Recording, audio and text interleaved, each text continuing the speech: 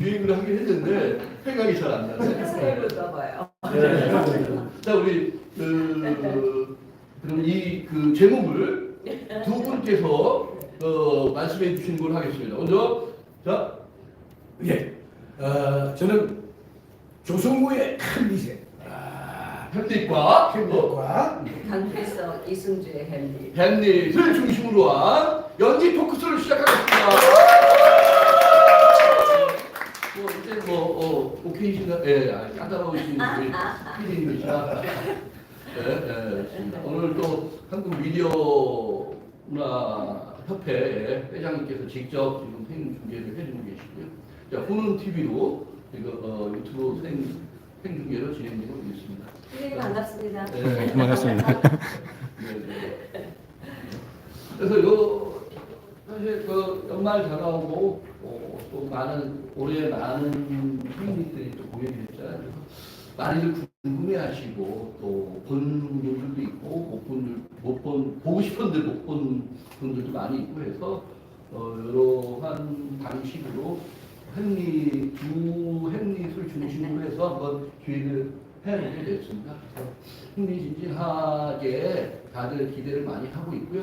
주변에서도 그래서 이 두 햄릿을 한번 같이 놓고 얘기를 좀 연기에 우리 지망생들도 많고 또 여기 공부하는 학생들도 많고 또 현장에서 열심히 활동하는 젊은 배우들도 많은데 그 두 햄릿을 중심으로 한 연기 자연스럽게 그냥 편안하게 연기 토크쇼를 좀 해보려고 합니다. 이번에 일단 저희 소개부터 해요. 네, 소개부터 먼저 제가 그 많이 진행이지 사회가 아니라 보조기 때문에 양해를 좀 부탁드리고 네. 메인 진행 우리 네. 기래연 배우님께서 진행할 예정이시니까 자 먼저 이제 각자 우리 김종구 배우 겸 교수님이십니다. 소개하면서 박수로 이제 먼저 하도록 반갑습니다. 저 소개를 하겠습니다. 짧게 하겠습니다. 저는 국립극단 남산에 있는 국립극단에서 한 28년을 연극했습니다. 그러다가 이 서울역 앞으로 빨간 국립극단으로 옮기면서 나왔습니다. 그리고는 우리 동양대학교 공연영상학부에 같이 일을 하고 있습니다. 네. 연극배우 김종구입니다. 예. 네, 안녕하세요. 연기하는 사람 배우 기래연입니다. 저는 재작년서부터 동양대학교에서 우리 학생들하고 즐겁게 같이 연기에 대한 고민을 하고 있습니다. 네, 반갑습니다, 여러분. 아마도 이렇게 재미있는 주제로 해서 기획을 하게 된 게 두 분이 현장에서 완고한 활동을 하고 계시면서 또 학교에서 교수로 재직하시면서 학생들을 가르치고 있으시기 때문에 이런 부분들을 빠른 템포로 기획을 해서 많은 분들한테 선보이게 될 수 있지 않았나 생각이 듭니다. 최근에 이제 근황이 좀 궁금합니다. 막 지방 막 다니시면서 촬영도 하고 계시고 여기저기 또 하고 계신데 우리 기래연 제가 이제 호칭을 기래연 교수님 혹은 기래연 배우님 막 섞어 쓰더라도 좀 양해를 부탁드리겠습니다. 저는 제가 감히 연극계 선생님이시기 때문에 자 기래연 배우님부터 먼저 근황 좀 알려주세요. 네, 지금 영화 대가족 개봉했고요. 여러분 많이 봐주세요. 따뜻한 영화입니다. 저절로 박수가 나오네요. 그리고 저는 이제 내년에 디즈니에서 트리거라는 작품도 나올 거고요. 그리고 지금은 SBS에서 내년에 다 방송될 건데 트라이, 그다음에 귀국, 견호선녀 이런 작품들을 지금 열심히 촬영하고 있습니다. 여러분 내년에 꼭 응원 많이 부탁드리겠습니다. 이름도 이제 외우지 못할 정도로 많은 작품들을 지금 계속 촬영하고 또 상영을 앞두고 있습니다. 자, 김종구 교수님. 예. 너무 자꾸 많이 하시는 거 아니에요?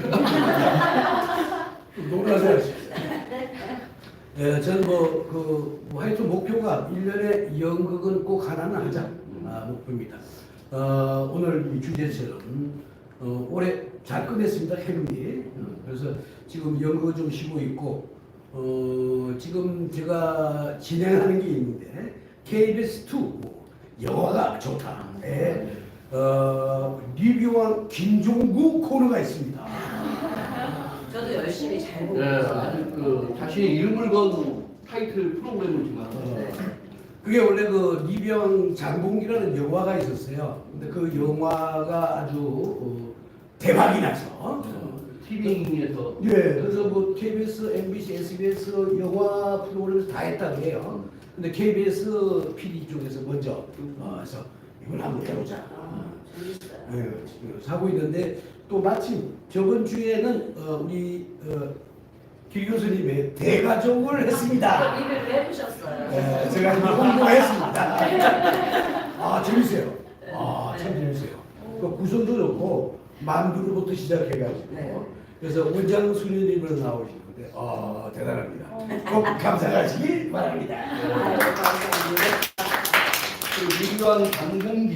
네. 그래서 사실 그 TV에서 제가 그 보려고 일부러 가입해가지고 그래서 봤는데 그 2부가 궁금합니다. 그래서 거기 중간에 끝났잖아요. 그래서 그 이후에 촬영을 하고 계신지 아니면 언제 또 개봉하실지 궁금해요. 네, 가슴 아픈 얘기를. 아, 그래. 원래 이병 장국이를 할 때 원래 그보다 한 뒤에 한 5부가 돼 있어요. 이미 시나리오는 나왔고 근데 찍다가 이 돈이 부족해서 거기까지 찍어놓고 그 뒤를 못 찍고 있어요. 그래서 그게 우리 연출, 우리 감독 되게 안 됐죠. 그래서 어떻게라도 우리가 만들어 보자. 지금 궁리 중입니다. 예. 지금 계속 진행 중인 프로젝트네요. 그래서 잘 이루어져서 다시 또 그 이후의 얘기가 궁금하니까 꼭 개봉을 했으면 좋겠어요. 이 두 분의 근황에 대해서 좀 잠깐 얘기를 나눴고요. 오늘 햇빛을 중심으로 해서 이 얘기를 좀 해갈 텐데 올해 그 어느 때보다도 햄릿이 공연이 많이 네. 됐었어요. 햄릿 햄릿이 여러 측면에서 그래서 지금 보니까 손진채 선생님이 연출한 햄릿이 홍의학센터 대극장에서 6월 9일부터 9월 1일까지 석 달 가까이 했었고 또 국립에서 국립극단 명동예술극장에서 이봉년 배우가 주인공 여자 햄릿 최초죠. 어찌 보면 해서 7월 5일부터 7월 25일까지 구세령 연출로 해서 국립단 작품으로 공연을 했었고 그리고 또 최근에 10월 18일부터 11월 17일까지 신일청 연출님이 연출한 햄릿 조승우 출연의 예술연당 TJ 투어에서 공연을 했었죠. 김종구 교수님이 출연하셨던 그 작품, 세 작품 쭉 연달아 공연이 이루어졌는데요.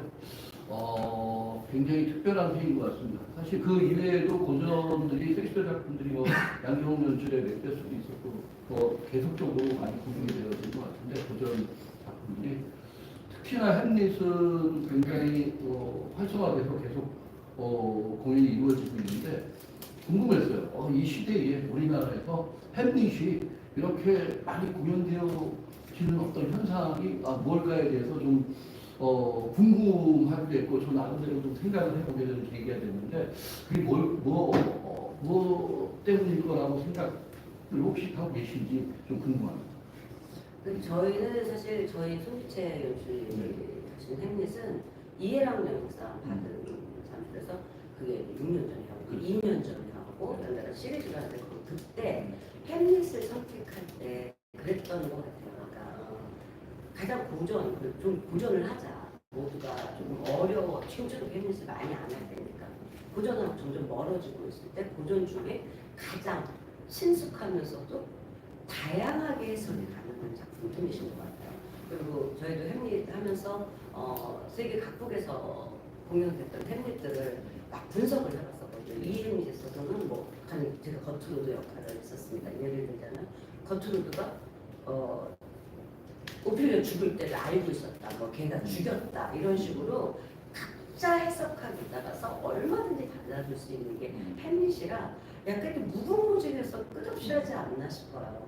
그리고 햄릿, 뭐 셰익스피어, 햄릿뿐만이 아니라 맞는 말을 그렇게 해요, 진짜. 그 대사를 듣고 있으면 재작년에 들었을 때랑 또 올해 들었을 때랑 너무 달라요. 입 밖으로 내뱉으면서도 그렇고 그 의미가 나이에 따라서 또 느껴지는 것도 다르고 그런 장점들이 있어서 끝없이 공연되어야 된다 아니다 이런 생각이 듭니다. 여기 그래요. 뭐 좋은 말씀 다 하셨습니다. 다 했습니다. 조금만 나눠주세요. 조금만 아유, 제 목소리 나눠주시죠. 그죠? 하여튼 햄릿, 셰익스피어는 누구나 어떤 연출가나 손대고 싶어 하고 또 어떤 배우나 하고 싶어 하고 셰익스피어 작품 누구나 좋은 게 많은데 그 중에 햄릿은 또 탐나요.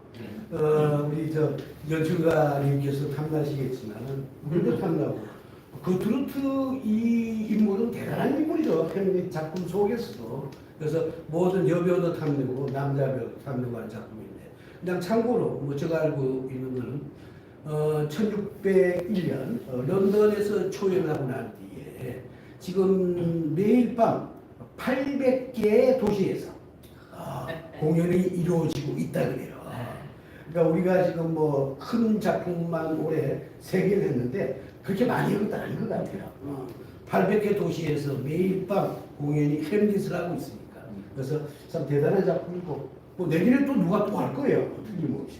굉장히 대중적인 요소가 다 들어가 있는 것 같아요. 그러니까 어떤 면에서는 요새 드라마보다 막장인데 막장 요소가 있고. 굉장히 많죠. 그게 인생이 치다가 갔을 때 거기서 그대가 호리시고 다 죽고 이럴 수가 이러는데 그렇게 뻔할 것 같은 얘기를 가지고 그렇게 다양하게 해석도 가능하고 또 인생의 의미, 언어가 굉장히 깊은 의미로 다가오는 것 같긴 해요. 그리고 제일 중요한 게 관객인데 네. 햄릿을 하면은 다 관객이 엄청나게 오세요. 그러니까 흥미 있다는 거지, 보고 싶다는 거죠. 그러니까 햄릿은 영원히 계속될 것 같아요. 저도 몇 년 전부터 이 보테로 햄릿이라고 해서 이 화가 보테로의 그 풍만한 네. 그 그림과 햄릿을 결합한 방식을 준비도 있고 오래 좀 하고 있는데 언제 올릴지 모르겠지만 좀 다른 방식에 해서 또 다른 각도 그런 의도로 준비를 좀 하고 있습니다. 그러니까 이렇게 햄릿을 떠올려준 이유는 사실은 이 갈등의 시대에 교수님들 말씀처럼 항상 이 시의성 있는 부분들을 가장 많이 함축하고 있잖아요. 햄릿이 또 보편적 인류의 가장 보편적인 어떤 주제의식 여러 상황들을 많이 내포하는 작품이라 그래서 이 갈등의 시대에 과연 우리는 어떠한 부분을 어떻게 사유하고 그것을 어떻게 극복해 나가고 하는가에 대해서 많이 생각하게끔 하는 작품이 아닐까라는 생각도 좀 많이 해봤습니다. 우리나라의 현 시국도 그렇고 전 세계적으로 그런 면에서 끊임없이 햄릿이 회자되고 햄릿이 내포하는 바를 계속적으로 인식하게끔 하는 부분들로 다양한 예술가들이 계속적으로 접근하는 게 아닌가라는 생각도 좀 해보게 됐고요. 그래서 올해 특별히 또 많은 화제가 되었던 그 두 작품이죠. 손님 작품은 저도 이제 관람을 했습니다. 다행스럽게 이렇게 관객을 좋은 혜택을 할인 혜택을 줘서 단체 관람을 좀 하는 혜택을 누렸고요. 또 이어서 교수님이 출연하신 조승우의 햄릿을 예술연당 출격 준비를 다 하고 보려고 했으나 티켓팅에 실패를 해서 결국 관객을 못했습니다. 아쉽게도. 그래서 또 그런 여차여차 부분들로 인해서 또 이런 자리도 또 마련하게 된 계기가 되지 않았나 싶기도 하고요. 많이 궁금해요. 사실. 그래서 일단 먼저 손진책 선생님이 연출하신 작품에 대해서 그 햄릿에 대해서 먼저 좀 얘기해 주시면 좋을 것 같습니다. 네, 손재철 연출님 이제 3번째 하시다 보니까 같은 내용이지만 주제를 이번에는 삶과 죽음 경계선. 그래서 이제 우리는 배우 1, 2, 3, 4. 저도 원래 배우 2로 시작을 했는데 박정자, 조혜수, 손봉수 이런 식으로 연세가 제일 많으신 분들이 그래서 그들이 이승의 어떤 곳에서 쭉 현생으로 와서 우리 현세로 와서 삶과 죽음을 결국 우리 나중에 보면 죽은 자를 다 불러낸 것이고 우리가 살아서 이렇게 아픔받고 되는 것들이 어쩌면 또 죽어 있는 자리일 수도 있고 그래서 죽음에 대한 굉장히 고찰을 좀 많이 넣었던 것 같아요. 그래서 그런 주제에서도 정영도 선생님이 좀 앞에 안무 같은 거 안무라기보다는 우리가 등장서부터 우리 자체도 하나의 어떤 산자인지 죽은 자인지 모를 죽은 자로 등장을 해서 이렇게 시작을 해서 이렇게 해서 뭐 호를 불러드리고 그래서 그들이 나와서 연기를 시작하는 걸로 해서 삶과 죽음에 대한 어떤 고찰로 주제를 심어갖고 우리 연습은 주로 약간 유철 선생님이 클래식한 연기 그 다음에 굉장히 압축적인 연기를 원하셔서 배우들은 젊은 배우들을 많이 힘들었어요. 그러니까 우리가 보통 요새 일상적인 언어들을 많이 쓰는데 연극적 언어 그렇지만 또 과장되거나 뭐 너무 막 그런 연기를 하지 않으시기 때문에 정말 강훈련이었던 것 같아요. 그리고 선생님들은 좋잖아요. 그러니까 저 정도 연기하신 선생님들한테도 가감 없이 거기서 그러지 않으셨으면 좋겠습니다. 톤을 더 압축시켰으면 좋겠습니다. 이런 식으로 해서 우리가 뭐랄까 여지껏 해왔던 나이의 습성대로 연기가 아닌 이쪽에 좀 어떤 훈련을 했던 시간이었던 것 같아요. 그래서 이제 연극적인 것이 무엇이고 큰 극장에서 연기를 할 때 우리들이 어떤 것들을 좀 가지고 임해야 되는지에 대한 그 고민들도 서로 많이 했고 연출 선생님은 확고한 신념이 계셔서 우리가 그거에 맞춰서 가는 시간을 연습도 많이 보냈던 것 같아요. 저도 그 공연 감독을 했는데 굉장히 세련되면서도 또 감각이 현재적 어떤 감각 이런 부분도 많이 살아났던 것 같고 무엇보다도 결국은 햄릿의 극중극이 있는데 그 배우들이 마지막 부분에 결국은 거기에 궁에 있는 뭐 사람들이 극중극을 보게 되는 게 보편적인데 결국 마지막 장면에서는 또 그 배우들이 배우들이 그들의 인간들 의 모습을 이렇게 주변에서 바라보면서 퇴장하는 모습이 굉장히 인상 깊었던 것 같아요. 매우 특별한 컨셉, 어떤 주제의식, 뭔가를 생각하게끔 하는 그러한 장면이 굉장히 가슴에 남았던 거죠. 굉장히 순고미랄까? 그게 느껴졌어요. 순고미가 느껴지고 그리고 연극 예술이 이렇게 아름답구나를 다시 한번 느낄 때 봤던 많은 관객들이 일막 끝나고 딱 나오면서 다들 숨죽이면서 와 연극이 이렇게 재미있고 그리고 이렇게 감동적이면서도 숭고하구나라는 걸 막 일반 관객들 많이 얘기하는 걸 많이 느꼈고 많이 공감했었던 덕목이 또 있다면 보통은 이제 다 같이 어우러져서 하시는 공연이 그다지 없잖아요, 선생님. 근데 진짜 연극계 기라성 계신 이유재, 전무성, 박정자, 손수, 김성령 뭐 이런 나이만 합쳐도 그분들의 연기 경력 그런 분들이 한 장면씩 오셨어요.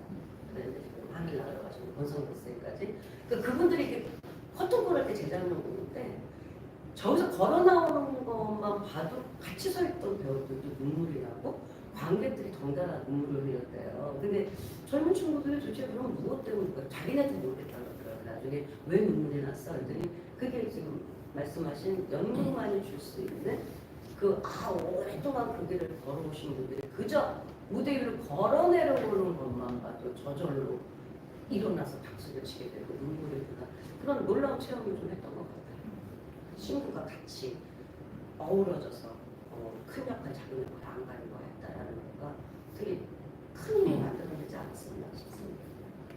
거장 배우분들께서 배우 1, 배우 2 출연을 해서 큰 감동을 선사해 주셨던 또 우리 신유성 연출님이 연출한 햄릿에 대해서 좀 말씀 짧게 말씀드리죠. 뭐랄까.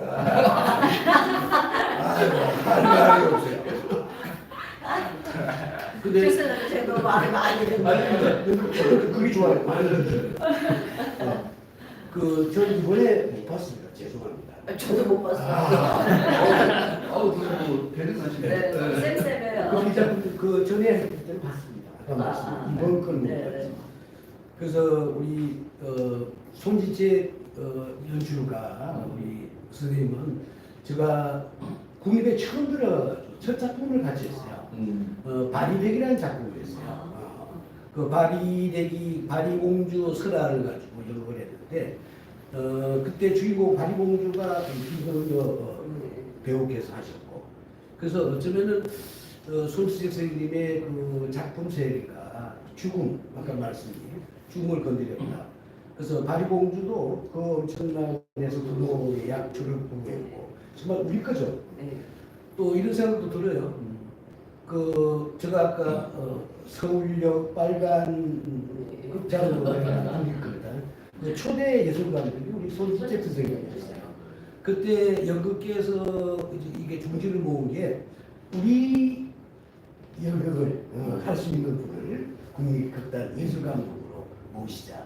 그래서 손지재 선생님의 작품 세계는 뚜렷한 색깔이 있습니다. 그래서 틀림없이 이번에도 저 영상으로 다 봤습니다. 마지막 장면도 보고 다 봤습니다.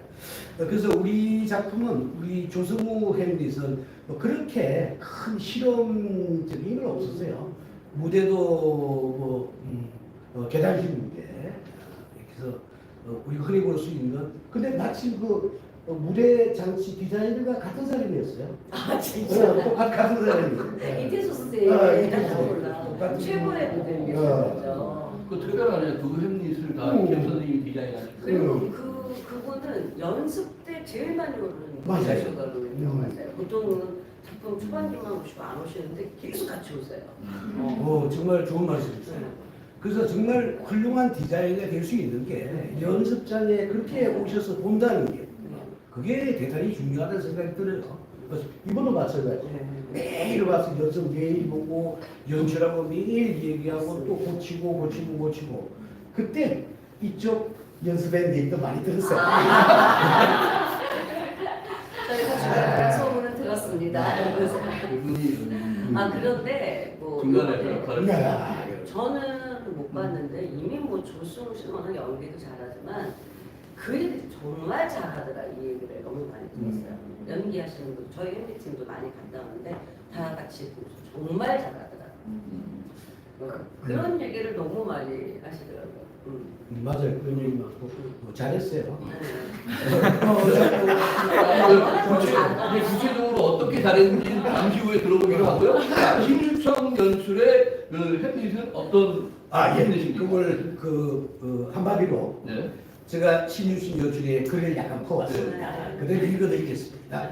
그래서 저는 지금 햄릿을 우리나라의 세계를 하고 많이 한 이유도 포함되었다 생각해요. 인간은 역사를 만들어가기도 하지만은 역사 속에서 인간이 만들어지기도 한다. 햄릿은 언제나 시대를 비추는 거울이 되고 싶을 것이다. 뒤틀어진 시대, 악에 깃들여진 사람들에게 묵직한 울림을 주고 사라졌던 햄릿. 자신의 짧은 생애를 한껏 불태워 악과 맞섰던 덴마크 왕자의 예의가 부디 시대의 관절이 어긋나버린 이 세상에 날카로운 메시지를 던지고 아름다운 기억으로 남기고 사라지기를 바란다. 부디. 글이 멋지네요. 네, 그래서 이 글대로 우리가 연출에 원하는 대로 했는지 어쨌는지 모르겠지만은 이런 연출 방향이 있었다는 거. 그래서 크게 비틀지는 않았어요. 거의 원작에 충실하고 그랬다고. 원작을 하나도 걷어내지 않고. 하나 약간 특별한 거는 이제 그 유령신하고 대관식 신을 동시에 진행했다. 그리고 동시에 진행했고 그 무대가 입시적인 무대니까 그 아돌프 아피아의 계단식 무대. 그래서 위로 올라가고 내려오고 있으니까 그 사이를 잘 이동해서. 그러니까 처음 시작이 상당히 스피드 있다. 그게 참 좋았어요. 저희는 무대에 이렇게 거울을 보신 분들 꽤 계시는데 거울을 장치했어요. 그래서 지금 우리 신유청 연출이 말하는 그 거울을 본인이 햄릿도 고뇌하거나 분노하다가 자신의 모습을 바라보고 직시하고 또 자기가 어떤 행동을 할 때 그 거울에 비춰지는 자신을 모르기도 하고 그래서 그 이미지를 거울의 이미지를 많이 썼고요. 무엇보다도 우리 필살기 없어요. 나의 필살 그래서 물론 승주도 사랑해. 사실 필석 배우려면 재작년에 할 때 햄릿을 했었고 그때 저는 배우 어둡구나 어두워 춥다 추워 이 대사 하고 있었거든요. 근데 그때 반했어요 사실은. 그 연습에 임하고 고뇌하고 온몸을 던지고 또 반항하고 그때만 해도 솔직히 연출님하고 처음이기 때문에 연기 스타일이나 이런 것들 때문에 그 고분고분한 친구는 아니거든요. 자기 주관도 확실하고 그래서 끝없이 토론하고 끝없이 저 이렇게도 좀 해볼게요 하면서 마지막에 그 연출과 합일점을 찾아내서 또 최애 배우가 갖고 스스로도 무대 위에서 또 다른 걸 찾아내서 그거를 또 뮤지컬에 접목을 시키고 올해 또 할 때는 또 달랐어요. 그래서 나는 너무 무궁무진하게 이 친구는 고민하고 멋진 배우예요. 그리고 남자 배우 중 감성이 정말 감성이 이렇게 빼어난 배우가 있을 수 있을까? 너무 아름다운 배우인 것 같아요. 그리고 이승주 배우는 정말 그 친구처럼 열심히 하는 배우 못 봤어요. 미친 사람 같아요. 그래서 저는 두 햄릿을 보면서 우리 모든 같이 출연하는 배우들이 그 둘한테 존경의 박수를 보냈어요. 아, 너 잘한다. 선배니까 후배 보고 잘한다가 아니라 너희들처럼 어떡하니. 멋진 두 배우를 만났던 것 같아요. 여기 햄릿 팬들이 많이 보고 계실 거라서 무슨 얘기를 많이 할 수밖에 없습니다. 조승우 얘기 좀 하세요. 지금 말 그대로 이제 강필석 배우하고 이승주 배우 같이 언급해 주셨어요. 제가 타이틀을 정할 때 그 더블 캐스트니까 네. 그 이름까지 다 적으면 타이틀이 너무 더 길어질 것 같아서 일단 강필석 배우를 대표성 있게 타이틀화한 거고 사실 이승주 배우까지도 자연스럽게 승주가 얼마나 네. 화가 나겠어요. 저도 그래서 승주야 내가 그런 거 아니야. 오늘 멤버할 때 이미 이승주 배우에 대해서 언급을 안 하시면 같이 하는데 이미 자연스럽게 네, 승주야 나는 말씀해 기필코 주셨어요. 했다는 아주 매우 훌륭한 연기를 선보였다라는 네. 얘기도 칭찬 많이 받았고 정말 자료도 잘했어요. 많이 봤더니 걔는 처음 미팅 날 보니까 대사 다 외웠더라고요. 근데 저는 이제 그 친구랑 이승주 배우가 전에도 작업을 했었는데 그 긴 대사를 4월 만에 대본을 놔서 우리가 너 그러면 안 돼. 딴 배우도 어떡하라고 이랬는데 정말 연기만 없는 분이었던 것 같아요. 네. 그런 거고. 그러니까 젊은 물론 이런 얘기하면 필살기가 누나 나도 나이가 있는데 이러는데 너무 열심히 하는 그런 배우들을 만나면 각성을 하게 되죠. 우리가 해왔던 대로 연기를 하면 안 되겠구나.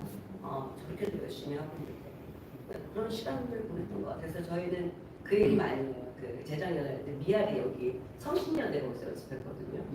그럼 맨날 길바닥에 나와줘서 너무 토론을 많이 했던 거예요.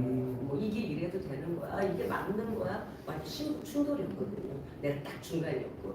그래서 그때 다시 하면서 그래서 그 뜨거웠던 미아리의 여름. 근데 그게 그렇게 계속 오래 남아있어요. 이게 연극의 힘이잖아요, 선배님. 오히려 뭐 무대에 올라가서 그보다 그렇게 가는 동안에 고통스러웠던 기억들. 그래서 아까도 선배님이 왜 그렇게 힘들어했던 걸까? 우리는 끝나고 나면 사실은 별일도 아닐 수도 있는 것들이 그것을 해내는 동안은 정말 미친 듯이 그 뜨거웠다니까 뜨거운 길바닥에서 계속 토론했다니까요. 그런 생각이 나요.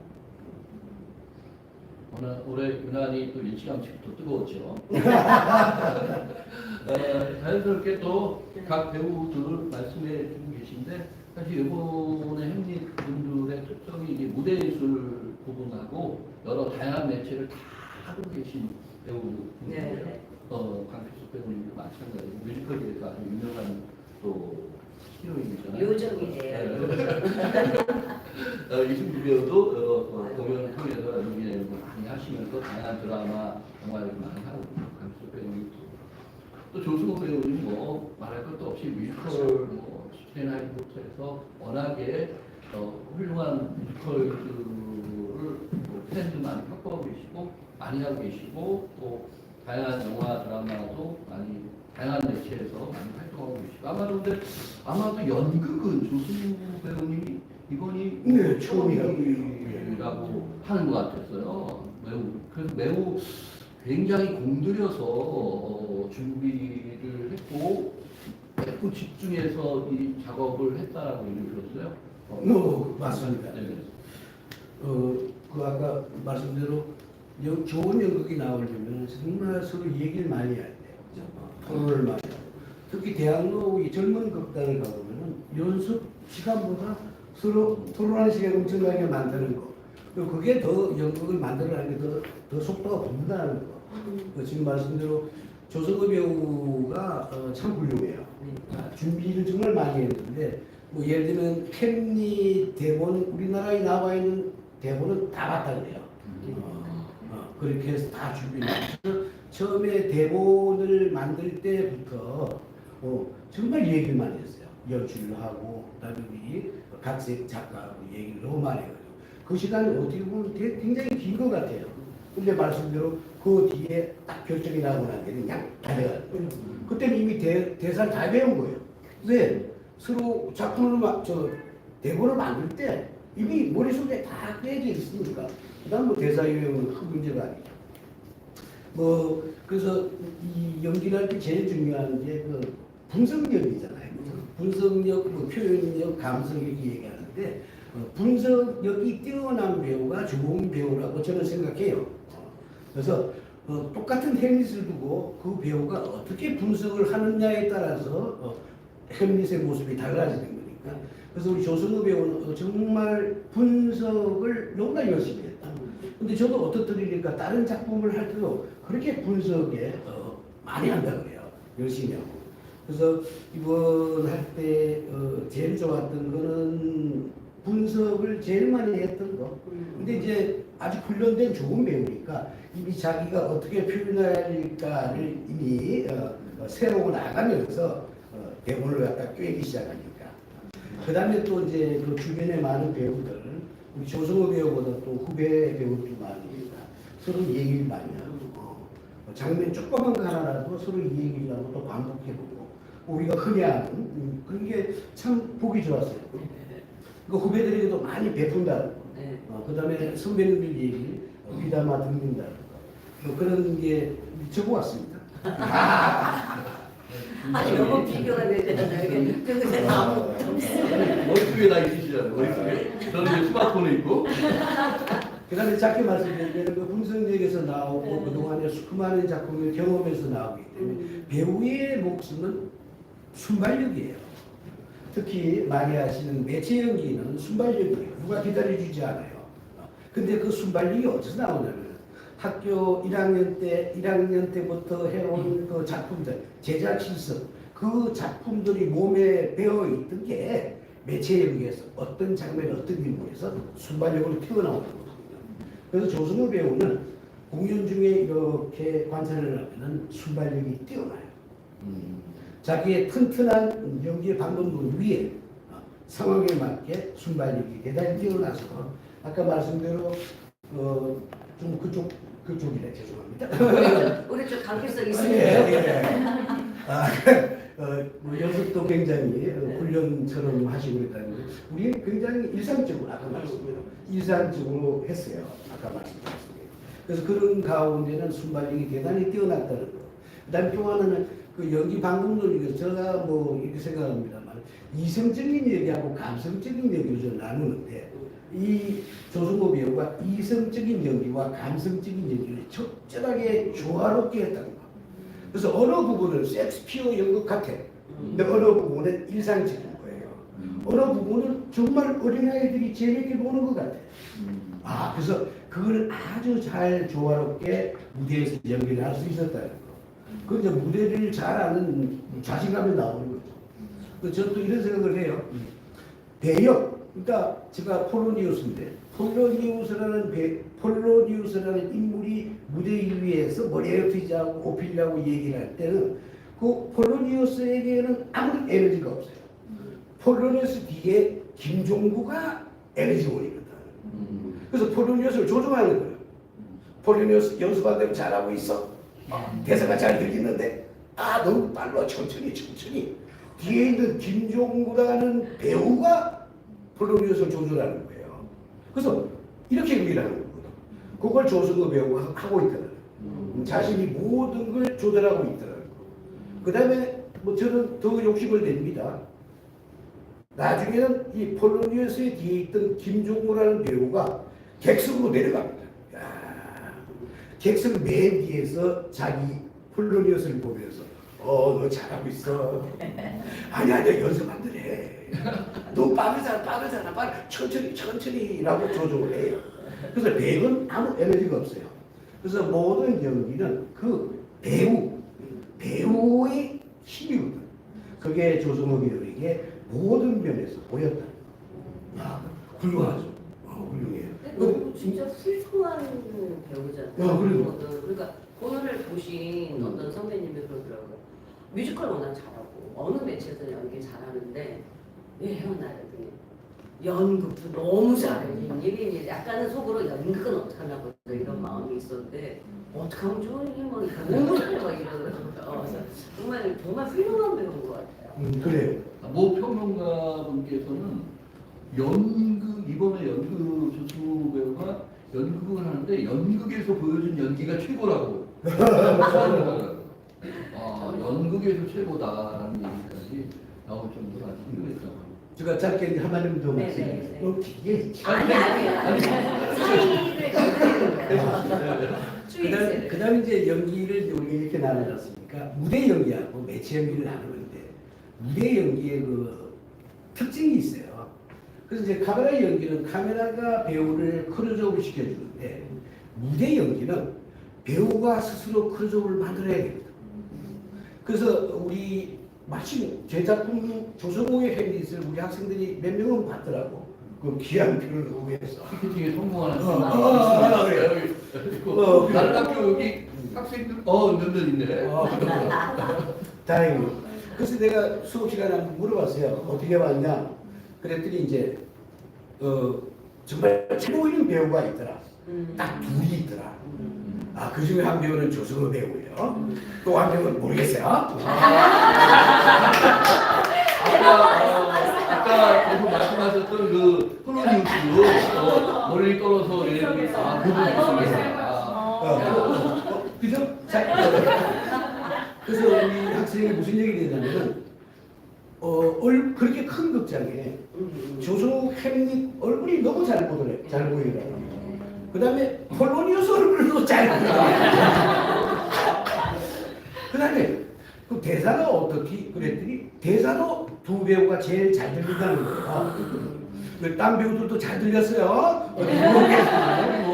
예를 들면 그 시청 연출 출연한 배우들도 아마 보고 계실 그래요. 거예요. 그래서 뭐 예를 들려 그러는 거예요. 그래서 그게 뭐냐면 뭐예요?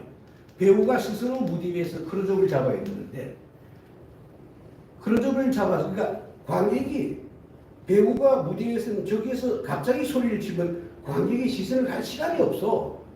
그러니까 뭔가 제스처나 뭘 이용해서 시선을 끌어놓고 다음 대사를 던져야 되거든. 그래야지 그 대사가 귀에 들어오거든.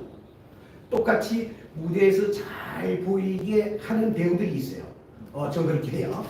하객들의 제스처를 끌어서 잡아놓고 그 다음에 대사를 탁 들이죠. 그 다음에 더 훌륭한 배우는 다음 대사할 배우에게 또 잘 넘겨줘요. 그래서 좋은 배우는 상대 배우가 잘하게 도와주는 배우가 제일 좋은 배우라 그러거든요. 그럼 나만 손해냐?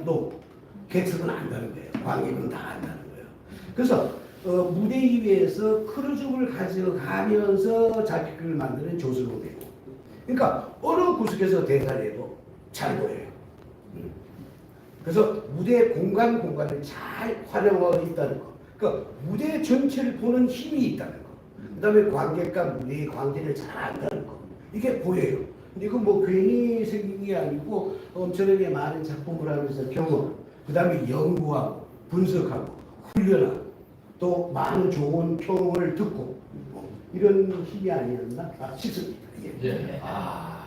아이고 자연스럽게 이제 조수 배우에 대한 엄청난 부분들이 역할 창조의 방식과 인물에 접근하는 방식 또 특징, 장점 이런 거를 풍부하게 말씀해 주셨으니까 이제 강필서 또 그 이승주 배우의 현리 접근했던 방식을 또 구현해서 또 말씀해 주시면 또 좋을 것 같습니다. 네, 저는 아까 선배님께서 이렇게 우리가 연인극에서의 어떤 그런 것도 잘 말씀해 주셨잖아요. 그래서 그런 걸 따로 한번 개설을 해도 재밌겠다는 생각이 들었어요. 그리고 제일 중요한 거가 저희는 이제 두 배우를 봤는데 말씀하셨다시피 햄릿이 이렇게 있고 똑같은 대사, 똑같은 동작을 하는데 정말 강필서 햄릿과 이승주 햄릿은 다른 공연이에요.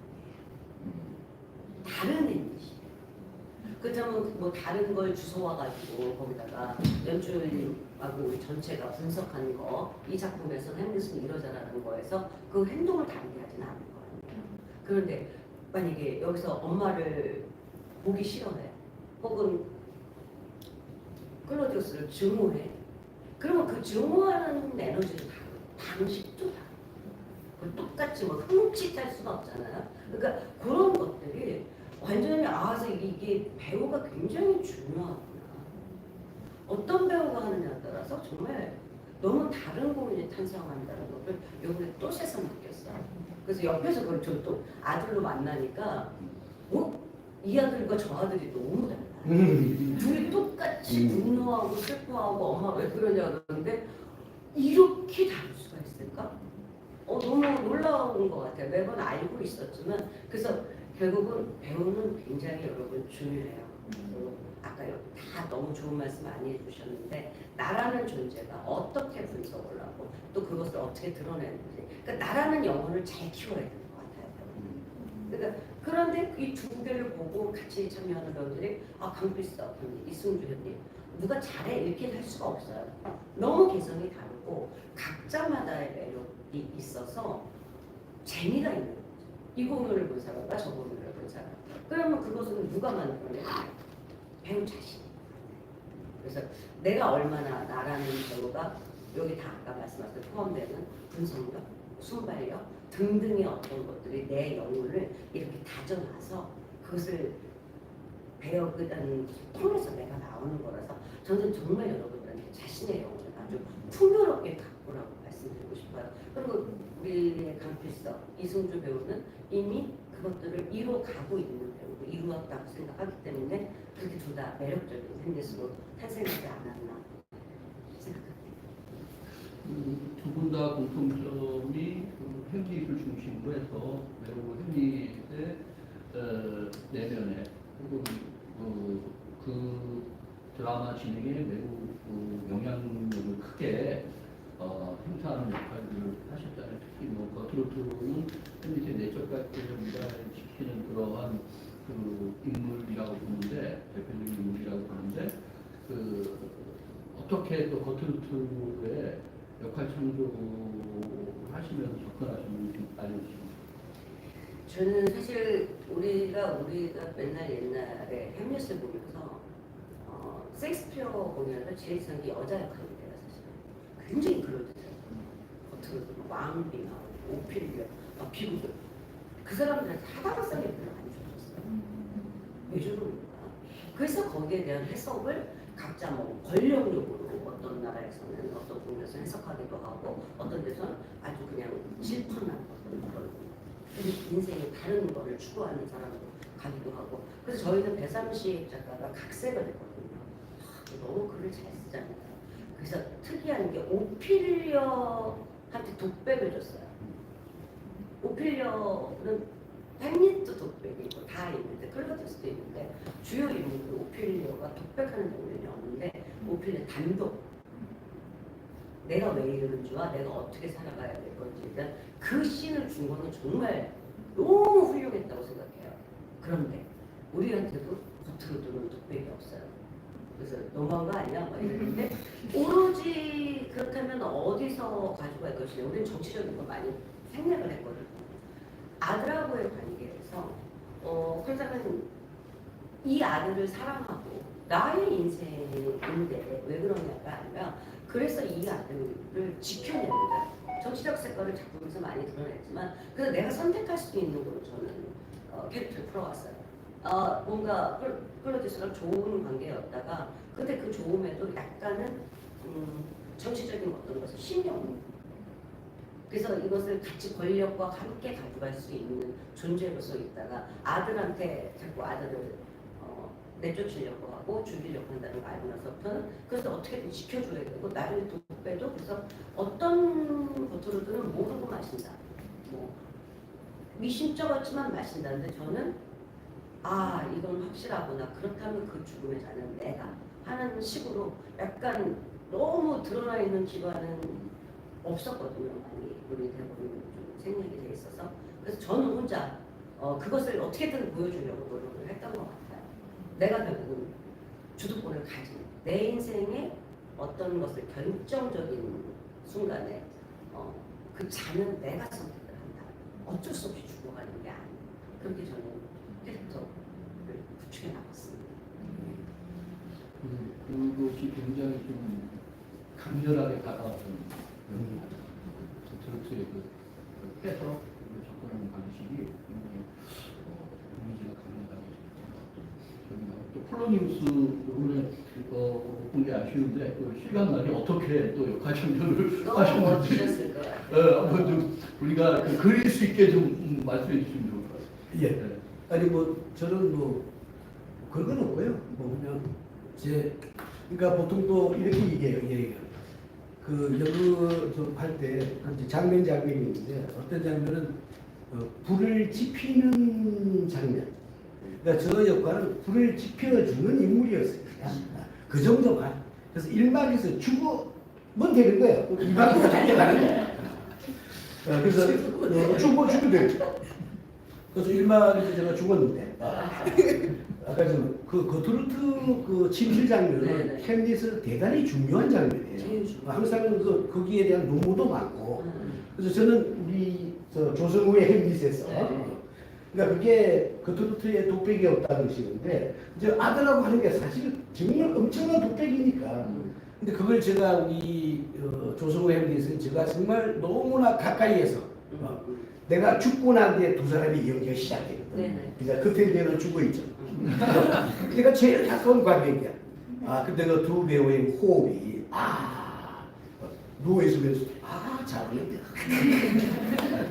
제일 햄릿한테 진짜. 그 장면은 뭐 그리고 그것도 마찬가지지만 햄릿도 그 장면에 제일 힘을 주고 거의 기지맥힌이죠. 맞아요. 에너지가 다 쏟아내는. 다 쓰러져. 그리고 거트루드는 저희는 또 장면을 많이 압축시켰기 때문에 연기를 제대로 할 때 거기밖에 없어요. 나머지는 그냥 클로디우스 옆에 있거나 뭐 오퍼레이션한 얘기를 한다거나 저희는 장면을 많이 압축시켜서 왔어요.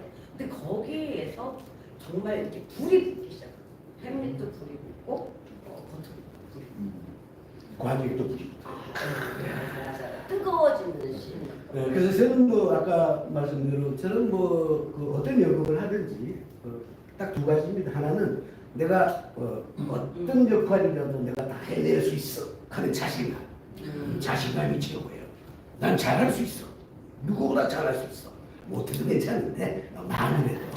그 다음에 하나는 저는 항상 대본을 제일 많이 봅니다. 대본을 많이 보고 제가 또 제가 경상도 출신이에요.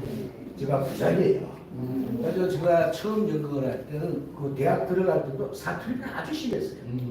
그래서 제가 버릇이 대본을 그렇게 많이 봐요. 처음에 어릴 때는 대사 사투리 나오는 거 새까맣게 쌍시옷 뭐 지금은 전체를 보는 눈을 키우고 그래서 모든 연극 연습은 제일 중요한 게 대본이다. 대본만 열심히 보면은 잘할 수 있다. 뭐 그런 생각을 가지고 있습니다. 대단하시네요. 사투리 공상도시고. 전혀 티가 안 나는. 아유 평온합니다. 저희는 거꾸로 사투리 쓰는 역할이 들어오면 또 레슨을 받아야 돼요. 제 외국어, 제3 외국어처럼 그 경상도하고 뭐 그랬다 이게 아니라고 막 이러고 전라도 사투리 쓰고 충청도 그래서 요즘은 진짜 이것도 외국어 배우고 있습니다. 제주도 방언까지 또 하게 되고. 네. 되게 다양해진 거죠. 전에는 언어가 드라마나 어디 연극에서도 쓸 수 있는 언어가 다 표준어로만 국한되어 있었는데 지금은 그것들이 되게 필요해서 좀 다양하게 오는 것 같아요. 이렇게 사실은 두 배우분들을 한 자리에 이렇게 이런 자리 마련하기 쉽지가 않잖아요. 네. 더군다나 두 햄릿을 동시에 이제 올해 출연하신 그분을 같이 이렇게 자리에 쉽지가 않은 자리에 마련할 수 있었던 것도 두 분께서 이제 죄송합니다. 목이 메이네요. 감동이에요. 되게 감동. 네. 그래서 이제 현장에서도 왕성하게 활동을 하시는 배우분들이시면서도 또 학교에서 학생들을 가리키는 특히 그 동양대학교 공연영상학부의 두 분이 재직하시면서 학생들을 가리키고 계시기 때문에 이러한 자리를 마련할 수 있지 않았나라는 생각이 듭니다. 이런 부분들에서 그런 면에서 또 이미 연기에 접근하는 방식, 노하우 이런 부분들을 이미 많이 알려주셨어요. 그래서 우리 오늘 토크쇼에 해당하는 두 햄릿을 중심으로 한 이야기와 더불어서 여기 연기를 전공하려고 하는 학생들, 연기 전공하고 있는 학생들, 또 현장에서 많은 활동을 하고 있는 배우분들 이런 부분들이 많이 궁금해하는 부분들을 이미 말씀을 많이 해주셨거든요. 아울러서 또 현장에서 엄선해서 이 자리에 오신 또 여러 배우가 되고자 하는 학생들이 조금 소수 정례로 좀 모여 있는데 궁금한 부분들이 있으면 좀 질문을 좀 받아보도록 하겠습니다. 네. 네. 아까 이제 이래영 교수님께서 한번 잠깐 말씀해 주시긴 했는데 그 두 분께서 이제 폴로니어스랑 버클루드를 연기하셨을 때 각자만의 이제 접근 방식이라든지 연기를 하실 때 이제 이 캐릭터에 대해서 어떻게 먼저 접근을 하시고 구축해 나가시는지에 대해서 좀 궁금해가지고 질문을 한번. 제가 그 말씀을 좀 대본을 열심히 해봐. 아, 네. 그다음에 자신감을 가는. 그다음 또 보태주죠. 연극을 많이 봐라. 연극에 그러니까 대학로 저도 연극을 많이는 못 보는 이유가 그럼 요즘에 무대 연기의 딕션은 어떻게 변화하고 있는지 이렇게 적응을 못하면 사라져야 되니까. 살아려면 끊임없이 지금 직업의 연극을 따라가야 된다. 연극을 많이 보시면 좋겠다. 이 정도로. 네. 저는 이번 이제 햄릿으로 다른 대본을 제가 딱 읽고 저는 약간 문학적으로 그러니까 그 행간을 읽어내려고 많이 해요. 사이사이를. 근데 이번 햄릿 같은 경우는 아까도 말씀드렸지만 축약된 게 있는데 그렇다면 맨 처음에 다른 공연들에 대한 자료, 그다음에 우리를 박초로 드라마가 햄릿 연구를 하는 친구예요. 그래서 그 사람이 쓴 자료들을 우리 거의 논문 수준으로 갖다 줬어요. 그것들 다양하게 읽어. 근데 그것은 읽어서 나한테 도움이 되는 내가 취사 선택할 수 있는 것들인 거죠. 연출자는 이렇게 여기서 결정적인 걸 많이 겉으로 나오는 어떤 욕망을 가령 뭐 오피리아가 갈 때 제가 죽을 걸 알고 있었으니까 이런 거에서 그것은 어느 부분까지만 하고 선택을 맡기거든요. 그럼 내가 어떤 선택을 할지는 다양한 공연들의 자료, 그 다음에 해석들, 다양한 해석들 속에서 결국은 내가 그 다음에 압축된 대본으로 다시 돌아가야 돼요. 원본에서 이랬어, 그 다음에 이런 공연들이 있었는데 그러면 이 구성 안에서는 도대체 내가 겉으로 들어서 어떤 역할을 수행해야 되고 다른 사람한테 징검다리가 돼줄 때도 있거든요. 내 주장만 하는 것이 아니라 그렇게 일단 대본 분석을 마친 후에는 상대방하고 연습하면서 내 태도를 바꿔요. 그러니까 똑같은 거죠. 분석은 만약에 내가 얘한테 강하게 대한다. 근데 만약에 폴로니우스도 우리 박재희 선배님, 남명현 선배님 둘 성격이 또 너무 달라요. 둘 다 뭐 너무 잘하시는 분인데 그 대하는 태도가 조금 달라요. 박재희 선배님한테는 좀 더 화를 낸다거나 아니면 남명현 선배님한테는 조금 아 알았어요 한다는 식이구나. 왜 그러냐면 똑같이 분석을 가지고 똑같은 장면에서 이러기로 목표를 가지고 있지만 태도가 달라져요. 그럼 나의 강도도 그 상대방에 따라서 달라지는 거죠. 나는 여기서 이렇게 하기로 했으니까 펀치를 막으로 치게 되는 게 살짝 때렸는데 이쪽이 나 혼자 난 여기서 많이 아픈 거는 막 이렇게 되면은 안 맞잖아요. 그러니까 그것은 연습을 통해서 이거는 연극만이 좀 축복이라고 생각해요. 드라마는 이제 거기 가서 각자 준비해 온 걸로 물론 조율을 하긴 하지만 그랬을 때 연극만이 서로 우리 같이 공통 목표를 가지고 조율해 나갈 수 있는 시간들. 그럼 여기서 좀 이래 보면 이게 좋으면 그쪽으로 더 가볼까? 이런 시간들 가자. 그래서 연습은 저는 매일매일 발견의 기분인 것 같아요. 연극 연습은. 캐릭터는 대부분 그렇게 찾아가고 있어요. 말씀하신 대로 대본이고 그 다음에 나라는 사람이 해석해내는 것과 주변 자료들, 정보들을 다 해서 보조적인 걸로 쓰고 그 다음에 같이 맞춰가면서 또 연출이라는 존재는 우리랑 같이 선장 역할을 해주는 거잖아요. 그러니까 누가 그런 얘기잖아. 그작 무슨 어떤 해석을 만들면 그건 다른 작품 할 때 하라고 이런 농담을 하기도 해요. 그러니까 각자 좋은 해석들이 많이 나오는데 나의 고집만을 내세운다는 거. 나 혼자 해석은 어떻게 생각하면 그것은 혼자만의 것이기도 하거든요. 공유가 되고 서로 설득이 되고 합일점을 찾는 거. 연극에서는 그렇게 접근을 합니다. 아마 이거 좀 부가적으로 연극을 하시는 분들은 아마 학교에서 제작 실습하고 이럴 때 요즘 친구들이 제일 고민 많이 하는 게 조율인 것 같아요. 내 마음은 이런데 그래서 상처받고 속상해하고 그게 소통의 문제가 좀 많이 부각될 것 같거든요. 근데 저는 그것이 인간으로 성장하는데 연극 연습은 정말 큰 도움을 줄 거예요. 왜냐면 하나의 목표를 서로 만들어가고 추구해가면서 그 소통도 하고 몸으로 부딪히는 과정들 영혼이 만나지고 얽혀지고 이 시간들은 정말 여러분들한테 축복의 시간이 될 겁니다. 마음만 열고 만난다. 네, 말이 길었습니다. 아주 중요한 팁을 다 알려주셨습니다. 자, 또 질문 있으면 네. 네, 저는 지난 학기에 이제 학교에서 제작 실습으로 햄릿 연출을 맡았었는데요. 큰 연출. 네, 그 햄릿을 진행하면서 아까 김혜영 네. 교수님께서도 말했다시피 겉으로들다 할 수 있는 되게 선택들이 많잖아요. 분석이 되게 다양하게 나오고. 네. 네, 저희도 아까 그 미아리에서 했던 그 열정, 저희도 오후 7시에 만나서 다음 오전 7시까지 분석 이야기만 할 정도로 정말 많은 이야기가 오고 갔었는데 되게 다양한 분석들과 다양한 해석들이 많이 되는 작품이 좀 햄릿이라고 느꼈어요. 그런 거에 있어서 좀 선택을 할 때가 가장 어렵더라고요. 예를 들면은 겉으로들은 알고 마셨는지 모르고 마셨는지. 네. 폴로니우스는 뭐 저희는 그런 이야기다. 폴로니우스는 폴란드 사람이다.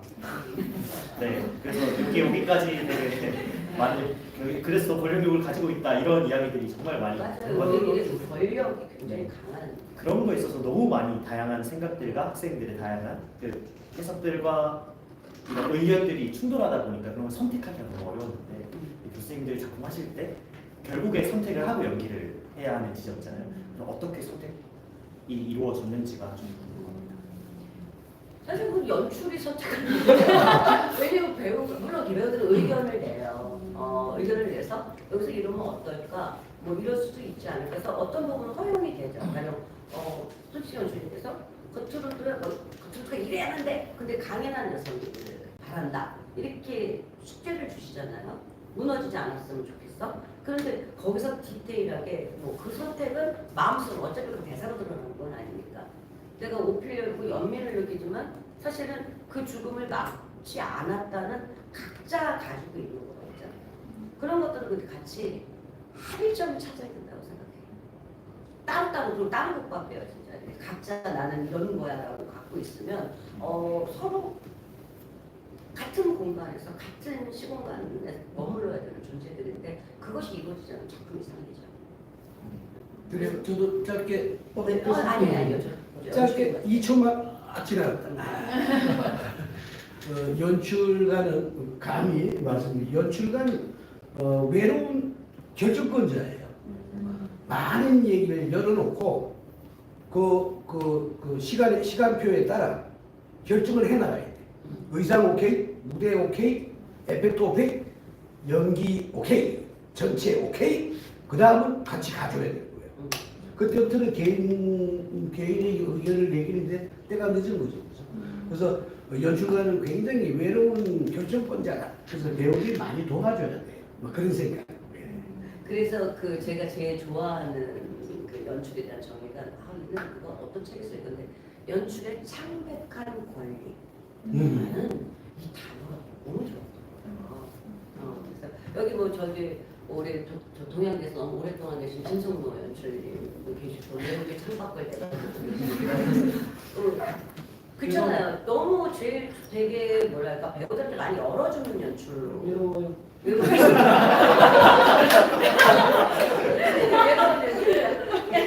근데 연출들은 그만큼 지금 말씀하셨듯이 창백한 권리를 가진 존재들이라고 생각을 해요. 그리고 근데 대신 중심을 잘 잡지 않으면 서로 진짜 따르는 그런 공연이 되는 순간 나는 무대에서 아무 일도 안 일어난다고 생각하거든요. 합의점을 찾지 못하거든요. 네, 저도 이제 현장에서 작가 겸 연출가로 활동을 하고 있는 빈진만이라고 하는데요. 생각을 해보니까 제가 제 소개를 안 했는데 그렇게 출발했네요. 네. 그래서 지금 말씀처럼 사실은 연출가는 종합예술이잖아요.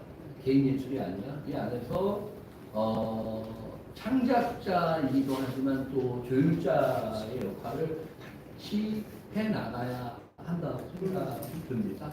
그리고 최초의 관객으로서의 역할도 충실히 해야 하고 그래야만 스스로 맹목적으로 어떤 빠져들지 않고 객관적으로 바라보고 하고 그런 분들이 필요하고 끊임없이 지금 질문자 얘기처럼 선택의 순간들이 있죠.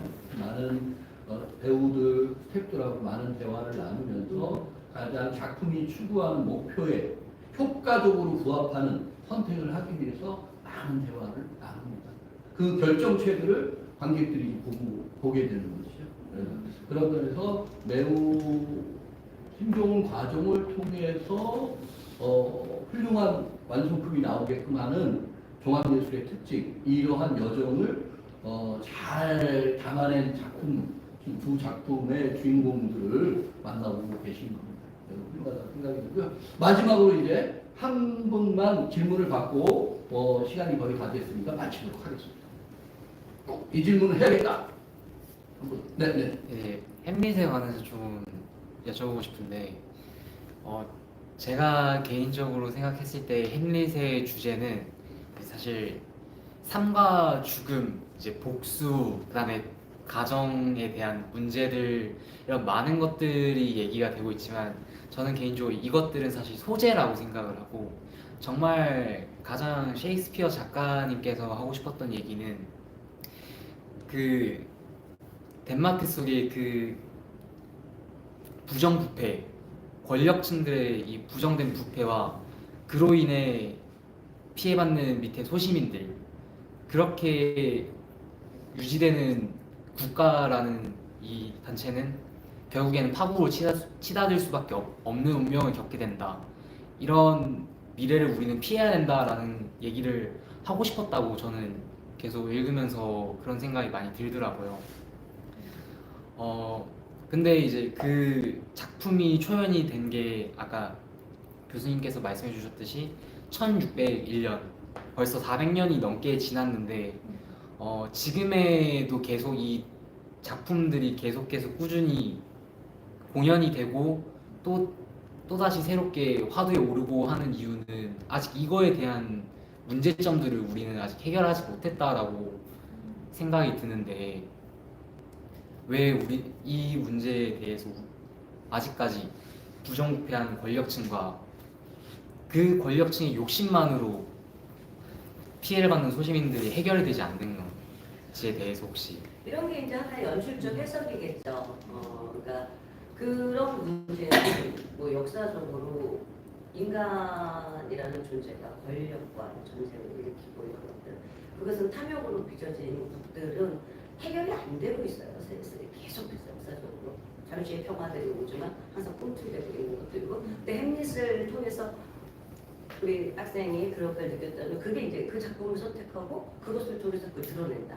근데 저희 회원 같은 경우에 아예 정치적인 색채는 다 뺐거든요.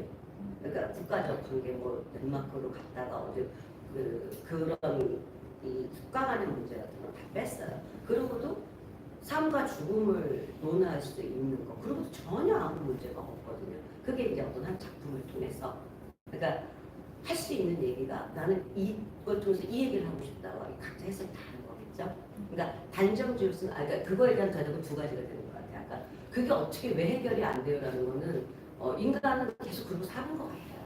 우리는 그래서 이성적으로 계속 안 그러려고 하고 모든 사람들이 힘을 합쳐서 그렇게 되지 않으려고 노력을 하는 것 같고 햄릿을 통해서는 이런 식으로 해석도 할 수 있는 거고 또 다른 해석도 있지 않을까 싶습니다. 답변이 되나요? 뭐 얘기해. 하나만 더 여쭤봐도 되지 않나요? 이제 강필석 배우님께서 하셨던 햄릿으로 등장했던 그 햄릿 같은 경우에는 이제 삶과 죽음에 대한 거를 얘기하고자 그걸 논점으로 두고서 작품을 연출하셨잖아요. 그러면 그 작품에서 이제 배우 1, 2, 3, 4가 죽은 자들을 다시 불러들여서 작품을 진행하는데 그 작품 속에서는 그 호레이쇼만 유일하게 죽지 않았는데 네. 좀 이제 궁금한 네. 그 작품의 연극에 대해서 궁금했던 점인데 호레이쇼는 맨 처음과 마지막 장면에서 그 강령식 네. 그 장소에 있었는지 네. 불러들이는 거지. 강령식. 그러니까 강령술을 하면서. 그러니까 그 같이 의자 들고 물론 이제 나중에 호레이쇼도 죽겠죠 인간이라 하면. 그러니까 더 큰 주제를 가지고 이제 우리는 이렇게 우리가 인간사에서 일어나는 정치적인 문제, 사회적인 문제를 떠나서 더 큰 개념으로 인간이 어떻게 해결할지 못하는 삶과 죽음을 얘기했을 때는 호레이쇼의 역할은 일종의 기록자의 역할이에요. 산증. 그래서 햄릿이 그러잖아요. 너가 이제 남아서 그걸 하라고. 그러니까 그거는 페스트라는 작품에서도 서기관이 나오듯이 우리가 항상 기록자가 필요한 거야. 이거 뭐라 이렇게 기록하고 목격자. 이 모든 것들이 일어나고 그 현장에서 다 죽잖아요. 그게 목격자로 살려놓은 거죠. 하지만 그 또한 죽죠. 큰 덕행이잖아요. 그런 의미에서 호레이쇼만 안 죽었어요. 뭐 원작에서도 그 말씀처럼 주요 인물들은 다 죽잖아요. 비극이 그렇듯이. 하지만 호레이쇼는 말씀처럼 그러한 의미로 햄릿이 너가 살아있어야 하는 당위에 대해서 이야기를 하죠. 호레이쇼가 죽겠다고 하지만 네, 너는 살아있어서 그것을 안. 결국 아까 질문과 맥을 같이 하면서 결국은 역사는 나선형으로 반복되면서 발전해 간다라고 우리들은 인식하고 있잖아요. 결국은 우리가 역사를 공부하는 이유 이런 부분들이 다 과거를 통해서 현재를 또 발전시키기 위함이 아닐까라는 생각이 들어요. 그래서 비극의 또 기능도 그러한 측면은 있겠죠.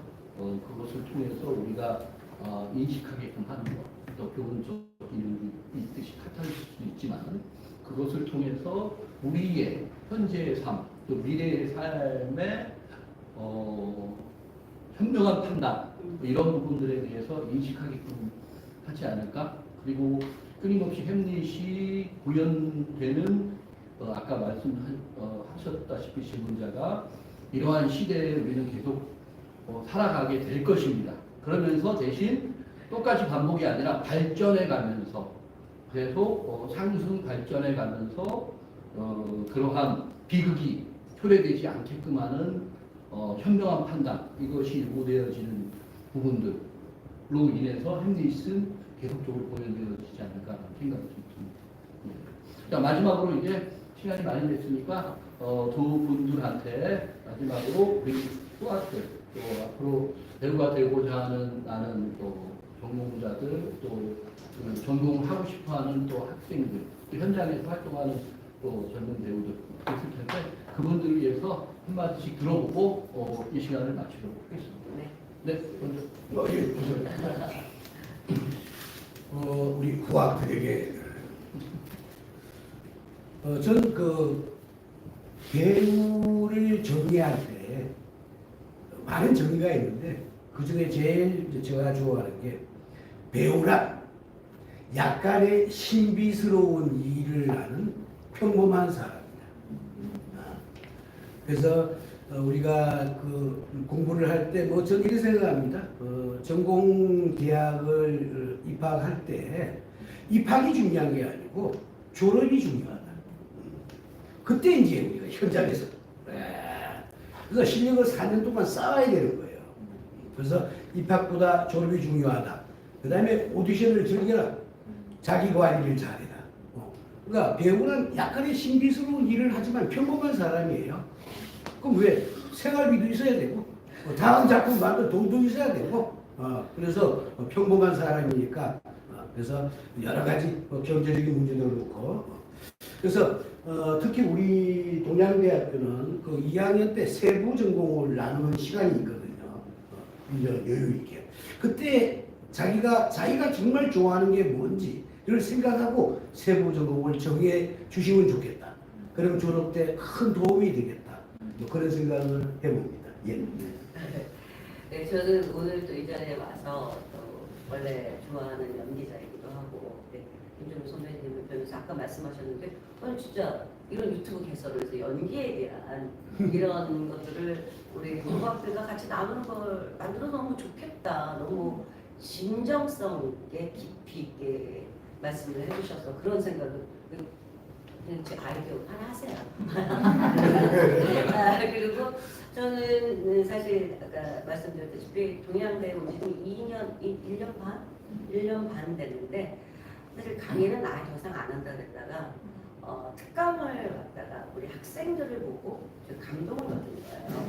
근데 그거는 왜 그러냐면 너무 진지하고 너무 열심히 하고 거기는 어떤 그냥 이렇게 좋은 교수님 아까 김성도 교수님, 우리 안우시도 오늘 교수님 그렇고 너무나 현장에서 열심히 하시지만 정말 열심히 하세요. 김준만 교수님 그랬죠. 이렇게 연기들 묵직한 한 방을 항상 턱턱 안겨주시는 김준 교수님. 근데 이분들이 능력 있는 교수님들은 많은데 이렇게 학생들을 사랑하고 애정을 가지니까 그 관계가 보이더라고요.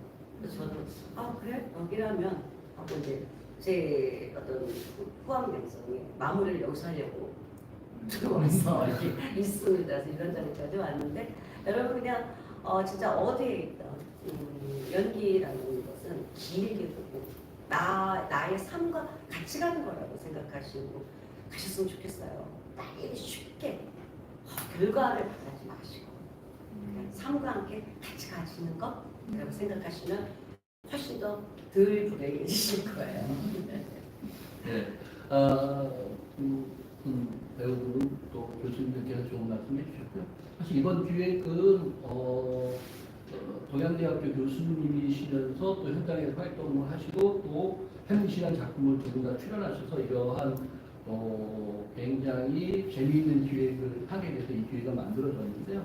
이 부분 계기로 해서 꼭 지금은 동양대학교 공연영상학부 교수님들을 중심으로 이런 기획을 하게 되고 앞으로는 또 계기가 된다면 주변에 교수님들 주변에 또 배우분들 또 다른 분들 교수님이자 또 교수님 아니신 분들 상관없이 이렇게 좋은 계기를 마련해서 많은 분들하고 이러한 부분들 재미있는 주제 또 의미 있는 주제를 가지고 나눌 수 있는 계기가 된 것 같습니다. 저희도 이게 처음으로 이런 기획을 해봤는데 앞으로 다양한 아이디어가 좀 나와서 재미있는 자리를 또 계속적으로 마련하도록 하겠습니다. 오늘 소중한 시간 두 분 내주셔서 너무 감사드리고요. 여러분들 이 자리에 와주셔서 감사드립니다. 촬영해주신 흥문TV 한국미디어문화협회 회장님께도 감사의 말씀드립니다.